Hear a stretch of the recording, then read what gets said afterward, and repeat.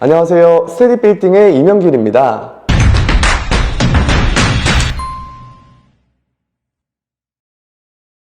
제가 저번 영상서부터 정말 선택에 있어서 신중하게 건물을 선택해야 된다고 강조를 했었습니다. 오늘은 이 선택에 있어서 정말 아쉬웠던 그런 투자 사례를 한번 가져와 봤습니다. 강남, 그것도 논현동에 위치하고 원주역 지하철 9호선에서 도보 2분 거리밖에 안 되는 정말 초역세권의 신축 건물이었습니다. 그것도 이 거래된 시점에서는 건물 전체를 엔터테인먼트사에서 통임대하여 관리하시기도 정말 편했던 건물입니다. 이러한 건물임에도 금리 인상기에 직격탄을 맞고 하락 거래된 사례를 한번 소개해볼까 합니다. 위치는 논현동 193-7번지입니다. 이 지도에서 보시는 바와 같이 역에서 정말 가깝죠. 제가 빠른 걸음으로 걸어보면 한 1분 내지 2분 정도 걸리는 것 같습니다. 그리고 가장 좀 메리트인 점이 북도로를 끼고 있는 신축 건물이었습니다. 대지 면적은 약 73평, 연면적은 약 220평으로 2019년에 신축되었고 지하 2층에 지상 5층 규모의 정말 꽉꽉 채워진 건물이었습니다. 사진으로 보시면 외관이 정말 멋있죠. 이 내부 인테리어도 이 엔터테인먼트사에게 맞출 수 있도록 정말 깔끔하게 구성되었습니다. 겉보기에는 이렇게 완벽한 신축 건물이 왜 매입하신 금액보다 낮게 하락 거래가 되었을까요? 오늘 시간에는 이 내막을 낱낱이 살펴보는 시간을 갖겠습니다. 해당 건물은 A라고 하는 매도자분이 2017년에 30억을 주고 매입을 하신 부지였습니다. 보시는 바와 같이 오래된 빨간 벽돌의 상가주택을 매입하셔서 2018년 이제 전체 멸실하고 착공하여서 2019년에 준공된 건물입니다. 준공되고 거의 얼마 시간이 지나지 않아서 모 엔터테인먼트사에서 보증금 2억 5천만 원, 월차임 2천만 원 자체 관리로 통임대하여 임대하였습니다. 그리고 2022년 5월 달에 해당 건물이 다시 시장에 나와서 B라는 매수자가 103억, 평당 1억 4천에 매입을 하였습니다. 2017년이랑 2022년 불과 5년 만에 엄청난 시세 차익을 나타냈죠. 해당 건물을 매입 당시, 그러니까 총 매매가 103억으로 이 수익률을 분석을 해보면 약 2.4%로 건물값이 상승하던 시기에 해당 매수자는 이 정도의 수익률은 감당이 가능하다 이렇게 판단하시고 매입한 것 같습니다.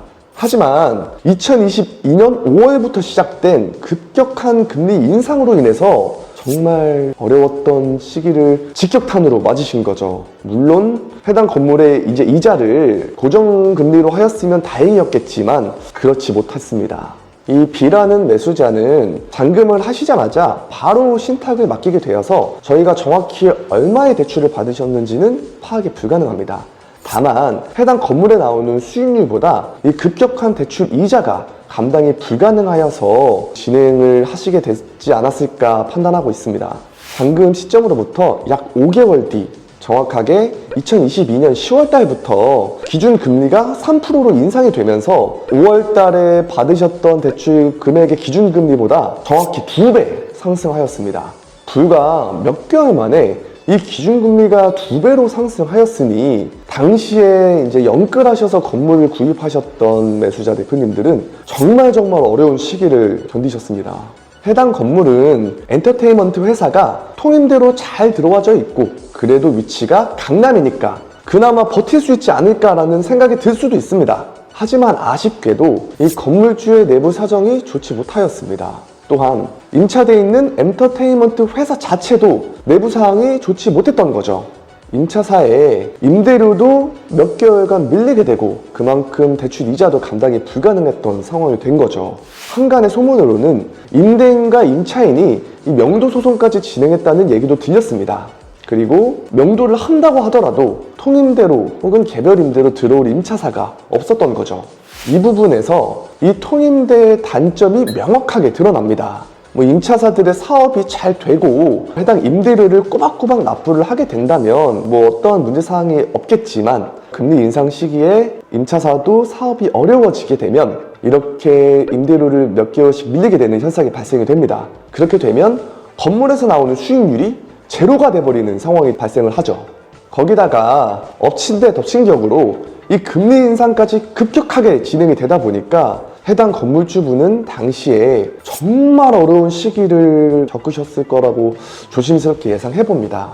결국 이 급격한 금리 인상과 임차사의 미납으로 인해서 해당 건물주는 건물을 다시 매각하기로 결정하시게 되었습니다. 매입하신 매매가 103억, 그리고 취득세 약 5억 정도로 저희가 추측해 볼 수 있습니다. 그리고 뭐 중개 수수료나 법무사, 등기 비용, 그리고 각종 부대 비용까지 다 합친다면 아마 원가가 110억 정도로 나오지 않았을까 예측할 수 있습니다.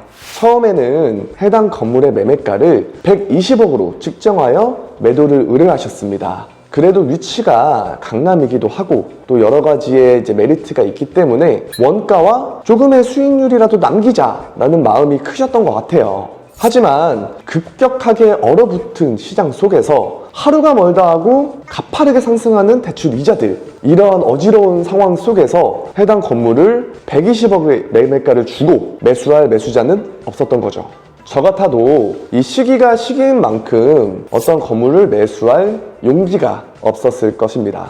결국 해당 건물은 2023년 9월에 매매가 100억에 새로운 주인을 맞이하게 되었습니다. 매매가에 각종 부대 비용까지 합친다면 아마 손해액은 10억 이상으로 측정할 수 있습니다. 과연 누구도 강남구 논현동에 위치하고 지하철 9호선의 초역세권, 그것도 신축 건물이 이렇게 막대한 금전적 그리고 정신적 피해를 가져다 줄지는 예상하지 못했을 겁니다. 건물을 매입하시기 전에 해당 임차사가 어떤 회사인지, 구조적으로 임대료를 잘 납부할 수 있는 재정 상태가 되는지, 그리고 건물 인근으로 이 임대 시세를 좀 더 신중하게 조사를 하셨다면 이렇게 하락 거래는 막지 않았을까요? 스테디 빌딩을 구독해 주시는 구독자 여러분들, 그리고 또 예비 매수자분들, 제가 계속 반복적으로 말씀을 드리지만 이 건물을 매수하시기 전에는 꼭 임차사를 신중에 신중을 거듭해서 잘 확인하고 건물을 매수하셨으면 좋겠습니다. 감사합니다.